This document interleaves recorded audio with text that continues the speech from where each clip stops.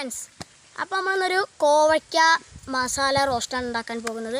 ഇത് നമ്മൾ ചപ്പാത്തിയുടെ കൂടെ കഴിക്കാവും ഏറ്റവും ബെസ്റ്റ്. അതിന് നല്ല ടേസ്റ്റാണ്. പിന്നെ പൊറോട്ട അങ്ങനെയൊക്കെ ഉണ്ടാക്കാം. അപ്പോൾ എങ്ങനെയാണ് നമുക്ക് ഉണ്ടാക്കുക നമുക്ക് നോക്കാം വരും. അപ്പോൾ നമ്മളിങ്ങനെ നല്ല നാടൻ കോവയ്ക്കാണ് എടുത്തിട്ടുള്ളത്. ഇത് നമ്മളിനി നീളത്തിലരിഞ്ഞിട്ട് എണ്ണയിൽ ഇങ്ങനെ കോരിയെടുക്കണം. നല്ല മസാല മീൻസ് മുളക് പൊടി, മഞ്ഞൾപ്പൊടി, വേണമെങ്കിൽ കോൺഫ്ലവറൊക്കെ നമുക്ക് ഇട്ടിട്ട് കോരിയെടുക്കാം. അപ്പോൾ ഇതാണ് ഇതിനുള്ള ആവശ്യമുള്ള സാധനങ്ങൾ: വെളുത്തുള്ളി, ഇഞ്ചി, പച്ചമുളക്, ചുവന്നമുളക്, 2 തക്കാളി, ഉള്ളി, കറിവേപ്പില, പെരിഞ്ചീരകം, കുരുമുളക്. അപ്പോൾ ഇതൊക്കെ നമ്മൾ ഇനി ഒന്നിച്ചിട്ട് മിക്സിയിൽ അരച്ചെടുക്കണം.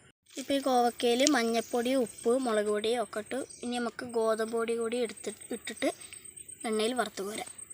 അപ്പോൾ ഫ്രണ്ട്സ്, അപ്പോൾ ഇത് ഇങ്ങനെ നന്നായിട്ട് മൂക്കണം. ഞാൻ എടുക്കാൻ പോവുകയാണ്. ഇപ്പോൾ ഒരുവിധം മൂത്തിട്ടുണ്ട്. അപ്പം നമ്മൾ ഈ അരച്ചത് ഇപ്പോൾ മൂത്തിട്ടുണ്ട്. ഇനി നമുക്ക് കോവയ്ക്ക വറുത്തത് ഇതിലേക്ക് കൊട്ടാം. ഇനി നമുക്ക് നന്നായിട്ട് അരക്കാം.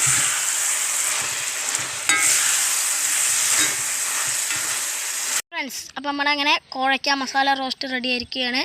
നിങ്ങളെല്ലാവരും ഇത് ചപ്പാത്തിയുടെ കൂടെ കഴിക്കുക. സൂപ്പറാവും. ചപ്പാത്തിക്കാവുന്നത് കൂടുതൽ, പക്ഷെ ഇത്തിരി കൂടി വെള്ളം ഒഴിച്ചാൽ ചപ്പാത്തിയുടെ കൂടെ കഴിക്കാം. Okay, by.